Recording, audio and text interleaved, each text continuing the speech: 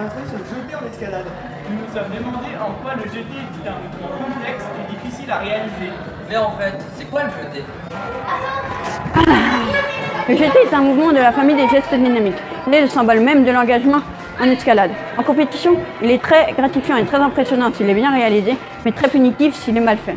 Différentes définitions de jeté existent. Par exemple, pour certaines personnes, c'est un mouvement balistique afin d'atteindre une prise sans possibilité de retour à la prise de départ. Pour Wikipédia, c'est un mouvement d'impulsion en vue d'atteindre une prise qui n'a pas pu être atteinte normalement. Pour Pierre Le Greneur, c'est une propulsion du grimpeur au cours de laquelle il y a un décollage des deux pieds et il n'y a pas forcément de phase de chute libre. Pour nous, c'est un mouvement dynamique, complexe et difficile à réaliser où à un instant T, le grimpeur a un ou plus d'appui avec la paroi. Pierre Le Greneur est un doctorant en physique et il a fait de l'escalade à haut niveau. Nous avons eu l'honneur de le contacter pour qu'il donne réponse à nos différentes questions. Évidemment, il existe plusieurs types de jetés, comme les jetés avec ou sans préparation, les jetés avec ou sans les pieds, ou les jetés droits ou désaxés. Ici, on parlera d'un jeté assez basique, avec des pieds et des mains. Le jeté se décompose en 3 parties. La première phase est une phase d'élan, où le grimpeur est en équilibre. Puis, la seconde phase est une phase de transition, où cette fois-ci le grimpeur sera en déséquilibre. Pour terminer, la troisième phase est une phase de réception, où si le jeté est réussi, le grimpeur sera en équilibre. L'équilibre, c'est quand l'accélération est nulle. En effet, le grimpeur ne bouge pas. Nous savons aussi que l'ensemble des forces extérieures qui agissent sur le grimpeur sont égales à ma avec m la masse et a l'accélération, mais c'est aussi égal à p plus r, avec p le poids et r la répulsion du support. Nous avons donc ma est égal à r plus p. Or a est égal à 0, donc nous avons moins p est égal à r. Nous pouvons dire alors que l'équilibre, c'est quand la répulsion du support compense le poids. Bien sûr, tout le monde ne peut pas y arriver.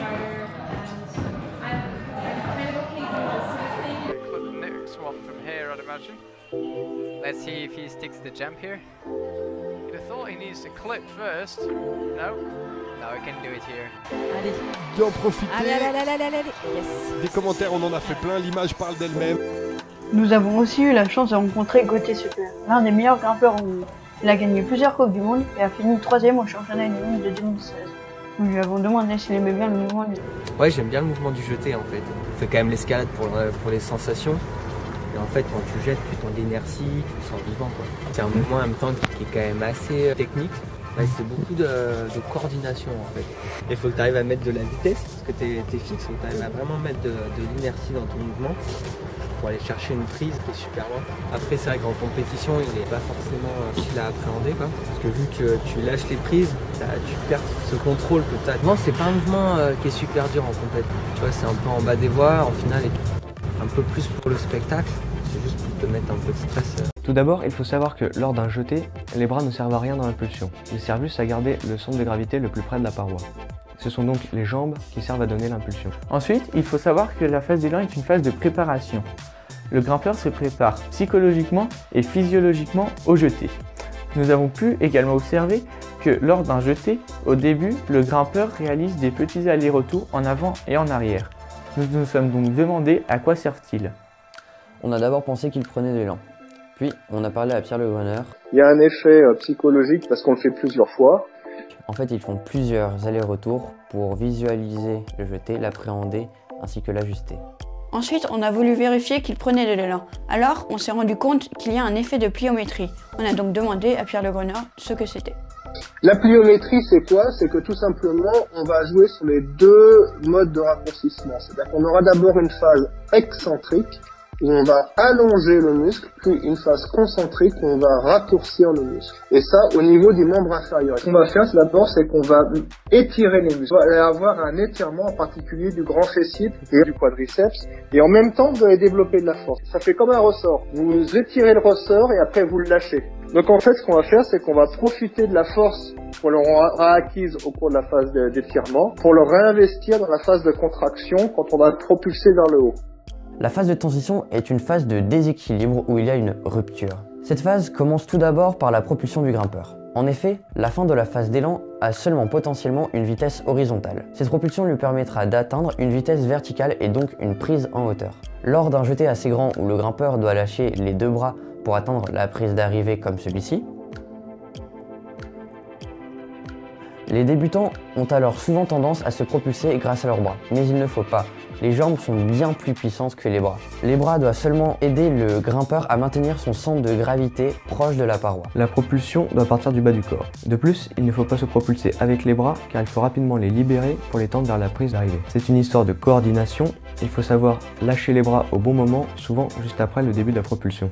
Le grimpeur, lors d'un jeté plus court où cette fois il laissera un bras sur la prise de départ, devra réaliser le même mouvement mais il aura un bras pour maintenir son centre de gravité proche de la paroi. De plus, dans le cas où le grimpeur lâche les deux bras, le grimpeur subira une phase d'envol.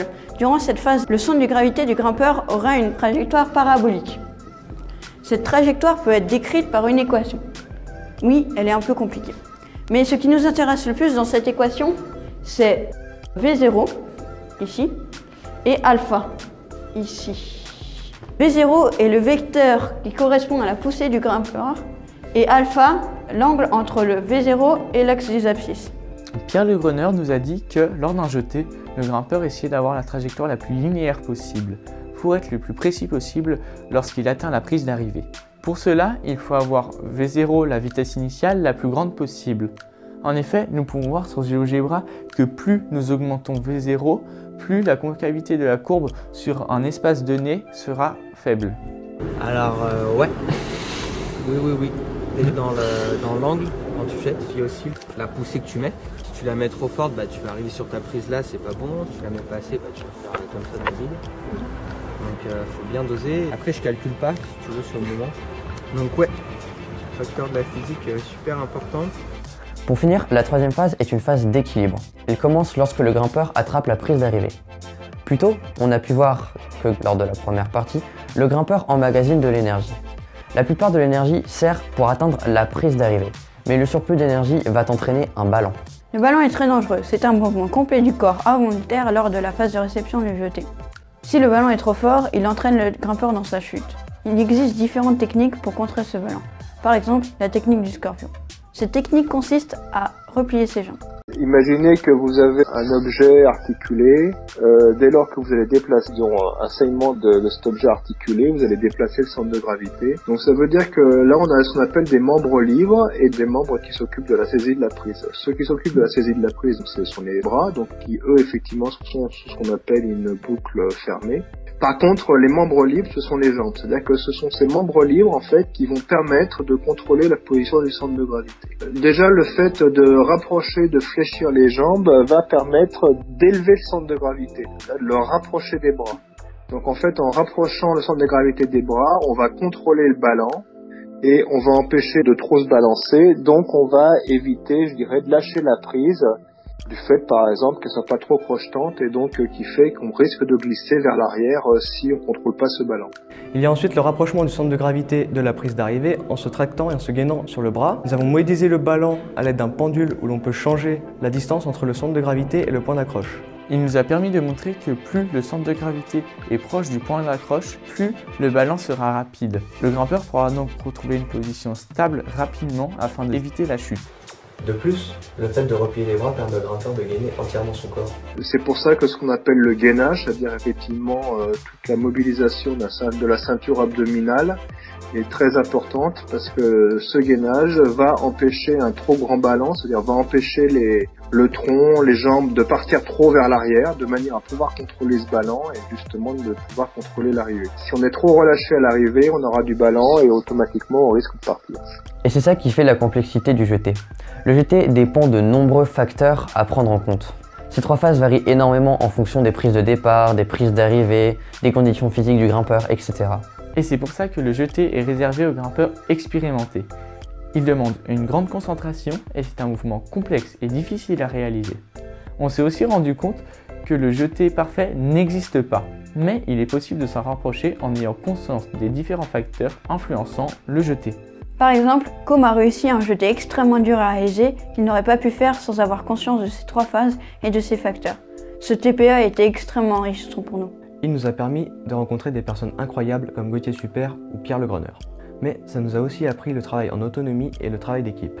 De plus, ça nous a appris à nous organiser pour faire des recherches, filmer et rencontrer ces personnes. On remercie plus particulièrement Pierre Le Greneur et Gauthier Super de nous avoir permis de les interviewer. On remercie aussi la salle d'escalade Cortigrimpe où nous avons pu filmer. On remercie nos professeurs tuteurs qui pendant ces 17 dernières semaines nous auront dirigés ainsi qu'encadrés. Et on vous remercie vous aussi qui avez pris le temps de regarder cette vidéo.